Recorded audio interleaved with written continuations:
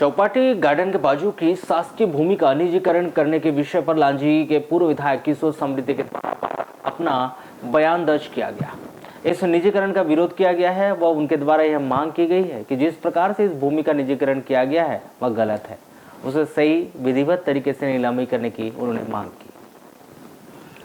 आपको बताया कि चौपाटी गार्डन के बाजू की शासकीय भूमि को प्रशासन के द्वारा हाल ही में 22 करोड़ रुपए में राजसेन एंड कंपनी लांजी के द्वारा अधिक बोली लगाकर इस भूमि को अपने नाम हस्तांतरित कर लिया गया, जिसके विरोध में लांजी के पूर्व विधायक किशोर समृद्धि के द्वारा इसकी आपत्ति लेते हुए कहा गया है कि यह जो जमीन नीलाम की गई है और इसके पूर्व भी गवर्नमेंट इस के पास एमपीआरडीसी की जमीन नीलाम की गई। वहां शहर के बड़े बड़े लोगों के द्वारा शहर की शासकीय भूमि पर अपनी नज़र बनाकर जिला प्रशासन को मैनेज कर अपने कब्जे में लिया जा रहा है।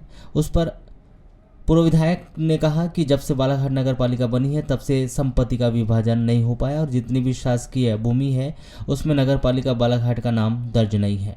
उन सभी भूमियों पर नगर पालिका बालाघाट का नाम दर्ज किया जाना चाहिए।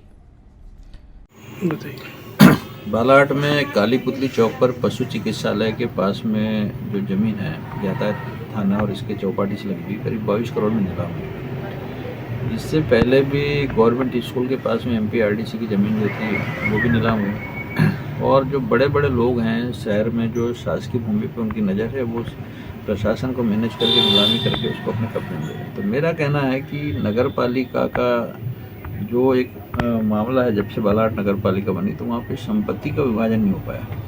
तो जितनी भी शासकीय भूमि है उसमें नगर पालिका का नाम दर्ज नहीं है, तो उन सारी ज़मीनों पे नगर पालिका का नाम दर्ज कराया जाए। दूसरा, बालाघाट में कम से कम 5000 लड़के बेरोजगार हैं, तो ये सारी ज़मीन यदि निजी कंपनियाँ उनको कब्जे में लेके और फिर वहाँ पर वो अपना जो भी शॉपिंग मॉल जो बनाएगी उसका लाभ गरीब बच्चों को नहीं होगा, क्योंकि जिनके पास पैसा होगा उसको दुकानें बेचेंगे, वो अपने तरीके से शहर का सौंदर्यीकरण करेंगे और अपने तरीके से वो सिस्टम को चलाएंगे।